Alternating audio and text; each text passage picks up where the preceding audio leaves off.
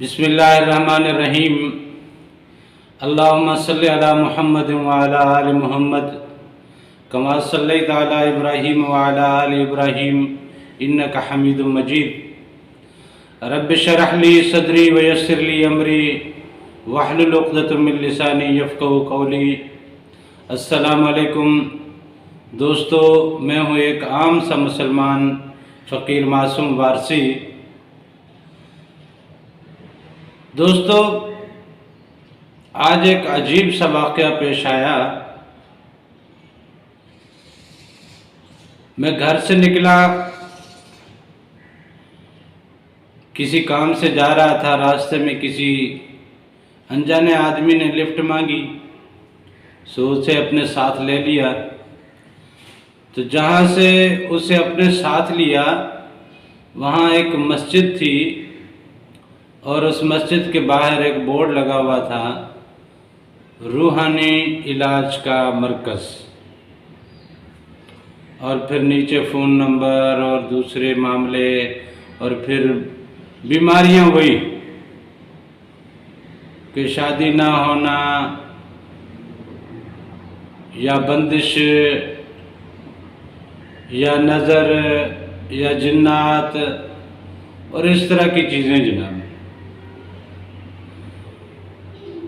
اس بندے نے کہا کہ یہ اب بورڈ جو رکھا ہے روحانی علاج کا مرکز، کیا واقعی یہاں پہ علاج ہوتا بھی ہے یا یہ بس یوں ہی ہے؟ تو معذرت کے ساتھ میں نے اس سے جو بات کہی وہ میں آپ کے ساتھ شیئر کر دیتا ہوں کہ یہ جو بورڈ ملتے ہیں نا آپ کو، پینافلیکس بڑے بڑے اور بڑی اس میں چیزیں لکھی ہوتی ہیں، دنیا داری کے وہ سارے مسائل اس نے لکھے ہوتے ہیں اس میں، اور ساتھ میں لکھا ہوتا ہے روحانی علاج۔ بات ذرا سمجھنے والی ہے۔ روح مجاز نہیں ہے، روح حقیقت ہے۔ یہ جسم ہمارا مجاز ہے، اور یہ ناسوتی جسم ہے، یہ عالم ناسوت ہے۔ جنات کا تعلق ناسوت سے ہے، بندشوں کا تعلق ناسوت سے ہے، بیماریوں کا تعلق ناسوت سے ہے، شادی بیاہ اور رشتوں کا تعلق ناسوت سے ہے، کاروبار اور دوسری چیزیں۔ پیسہ کس کی ضرورت ہے؟ اس جسم کی ضرورت ہے، ناسوت کی ضرورت ہے نا۔ عالم ناسوت سے جب آپ نکل گئے تو پھر پیسے کی تو کوئی ضرورت نہیں ہے، پیسے کی کوئی وقت نہیں، کاروبار کی کوئی ضرورت نہیں ہے، اور کاروبار کی کوئی اہمیت بھی نہیں ہے اگر اس ناسوت سے آپ نکل جاتے ہو۔ روح جو ہے اس کو کاروبار کی ضرورت نہیں ہے، اسے پیسے کی ضرورت نہیں ہے، اسے روٹی کی ضرورت نہیں ہے، اور روح کی بیماریاں جو ہے وہ یہ والی نہیں ہوتی ہیں کہ کسی کو بخار ہو گیا، سر درد ہو گیا، کوڑ ہو گیا، شوگر ہو گیا اور دوسری چیزیں ہو گئیں، اور ساتھ میں وہ پھر نذرانے کا بھی لکھا ہوا ہوتا ہے۔ تو میں نے اس شخص سے عرض کیا، میں نے کہا حضور جتنے بھی بورڈ لگے ہوتے ہیں نا، یہ ساری دکانیں ہوتی ہیں روح کے علاج کے لیے۔ روح خود تڑپ کے وہاں پہنچتی ہے جو اس کا معالج ہوتا ہے۔ جیسے عام طور پہ ہم بیمار ہوتے ہیں تو ہم ڈاکٹر ڈھونڈتے ہیں، ایک ڈاکٹر سے علاج نہیں ہوا، دوسرا نہیں، تیسرا نہیں، چوتھا۔ اس طرح روح بھی جب بیمار ہوتی ہے تو وہ پھر اپنی ارواح سے پوچھتی ہے، مشورہ لیتی ہے۔ اگر روح بیمار ہے، اگر سوئی ہوئی ہے یا بے ہوش ہے تو پھر بات الگ ہے۔ جو روحیں سو چکی ہیں، جو ابھی تک بیدار ہی نہیں ہوئی، یا جو مدہوشی میں ہیں، غشی میں ہیں، نشے میں ہیں، ان روحوں کی بات الگ ہے۔ یہ بات ہو رہی ہے صرف بیمار روحوں کی، کیونکہ روحانی علاج کی بات شروع ہوئی تھی اس بات سے کہ روحانی علاج کیا ہوتا ہے یا نہیں ہوتا۔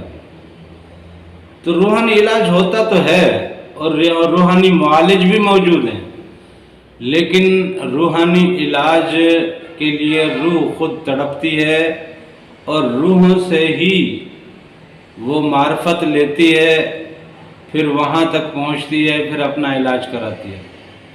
اور روحانی علاج کرنے والے کی نشانی ہے، سب سے پہلی بات تو یہ ہے کہ وہ تعویذ نہیں دے گا، تعویذ کسی صورت نہیں دے گا، چاہے لاکھوں روپے لے کے اس کے سامنے بیٹھ جاؤ، تعویذ نہیں دے گا۔ حضور نبی کریم صلی اللہ علیہ وسلم نے اپنی پوری زندگی میں کبھی کسی کو تعویذ نہیں دیا، صحابہ کرام میں سے کسی نے بھی پوری زندگی میں کسی کو تعویذ نہیں دیا، تابعین میں سے کسی نے بھی پوری زندگی کسی کو تعویذ نہیں دیا۔ اس طرح یہ تعویذات والے جو لوگ ہیں یہ بھی بیسیکلی دکانداری کا سلسلہ ہے۔ تعویذ عالم ناسوت کی چیز ہے۔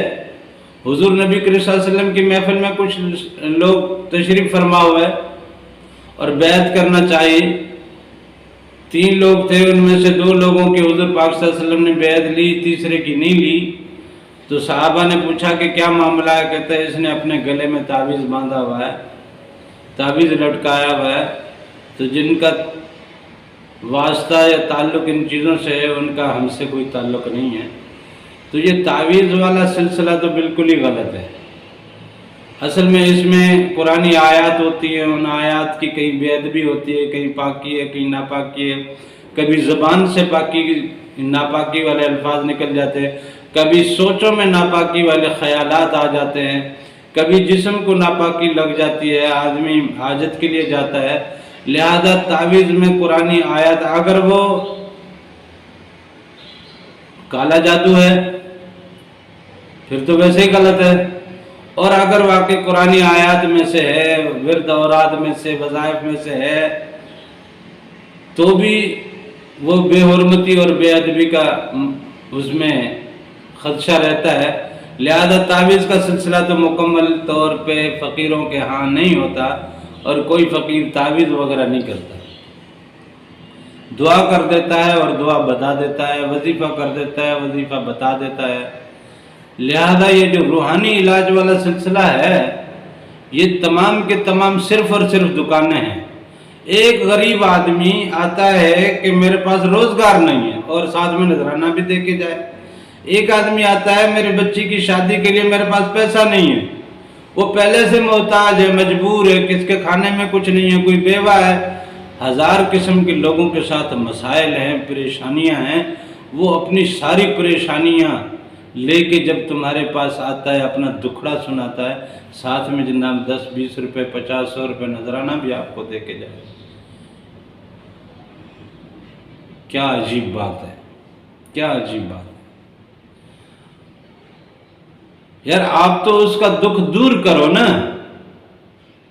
آپ کے پاس وہ چل کے آیا، اپنا حال بتایا، اپنی تکلیف کا ازالہ اور حل پوچھا ہے، تو آپ اس کا حل کرو، کچھ مجازی کر دو، کچھ روحانی کر دو، تاکہ دونوں طرف سے بیلنس میں آ جائے کہانی اور وہ رستے پہ آ جائے۔ لہذا روحانی علاج کے حوالے سے جو ہمارے ہاں کانسیپٹ پایا جاتا ہے وہ بالکل ہی میری نظر میں تو رانگ وے ہے، یہ رانگ وے ہے۔ روحانی علاج تو معالج کے پاس روحیں خود پہنچ جاتی ہیں، اس کے لیے لازم ہے کہ روح بیدار ہونی چاہیے۔ اب روحیں ہماری بیدار ہوئی نہیں، ہمارا قلب بیدار ہوگا، قلب روح کو بیدار کرے گا۔ قلب بیدار ہی نہیں ہے تو روح بیدار کہاں سے ہوگی؟ جب روح بیدار ہی نہیں ہے تو اس کی بیماری اور اس کی اور دوسری تکلیفوں کا تمہیں کیسے اندازہ ہوا؟ اور اس کا تم کیا علاج کرو گے سوتے ہوئے آدمی کا؟ ایک آدمی پڑا ہوا ہے، سویا ہوا ہے، اس نے اپنا کوئی دکھ درد بتایا ہی نہیں ہے، آپ کیا علاج کرو گے اس کا؟ وہ بیدار ہوگی، وہ جب بیمار ہوگی تب وہ درد سے کراہے گی، چیخے گی، چلائے گی اور پھر تڑپے گی، پھر علاج کے لیے پریشان ہوگی، تب اسے علاج کی ضرورت پڑتی ہے۔ لہذا روحانی علاج اپنی جگہ پہ ہے اور ہوتا ہے، لیکن روحانی علاج والے پہلی بات تو کبھی تعویذ نہیں دیتے، دوسری بات یہ ہے کہ نذرانہ نہیں لیتے۔ اگر کوئی صاحب ثروت نذرانہ دے کے بھی جائے تو اس نذرانے سے پھر غریبوں کی مدد کر دیتے ہیں۔ یہ ہے مختصر سا احوال آج کے واقعے کا، جو میں نے سوچا آپ کے ساتھ بھی شیئر کر دوں، تاکہ اس بات کا اندازہ ہو سکے کہ ہم نے روحانی علاج کے معاملے میں بھی جو دکانیں کھول رکھی ہیں، کتنا بڑا ظلم کما رکھا ہے، کتنی بڑی زیادتی کر رہے ہیں ہم لوگوں کے ساتھ، اپنے آپ کے ساتھ، اپنی روح، یہ بیمار روحیں ہیں، یہ خود بیمار روحیں ہیں، یہ کیا کسی کا علاج کریں گی؟ ان کو اس بات کی بیماری لگی ہوئی ہے کہ ہم کوئی جناب حکیم ہیں۔ جیسے آپ گدو میں چلے جائیں، پاگل خانے میں چلے جائیں، تو وہاں کوئی اپنے آپ کو ڈاکٹر سمجھ رہا ہوتا ہے، کوئی اپنے آپ کو سیاستدان سمجھ رہا ہوتا ہے، کوئی اپنے آپ کو رائٹر سمجھ رہا ہوتا ہے، کوئی اپنے آپ کو شاعر سمجھ رہا ہوتا ہے، کوئی کس خیال میں، کس دنیا میں، کوئی کس دنیا میں۔ یہ اس دنیا میں گھوم رہے ہیں کہ ہم کو روحانی علاج کر لیتے ہیں، یا کوئی ہمارے پاس کوئی بڑا کوئی ایسا خزانہ ہے، ہمارے پاس آپ چل کے آئیں۔ اچھا، فون نمبر لکھے ہوئے کہ آپ آ نہیں سکتے تو رابطہ کر لیں، رابطے میں پھر نذرانے کی مانگ۔ عجیب سلسلہ ہے۔ اللہ تعالیٰ سب کی رہنمائی کرے، اللہ تعالیٰ اپنے اور اپنے حبیب کے عشق کی دولت سے مالا مال کرے، آمین، جزاک اللہ۔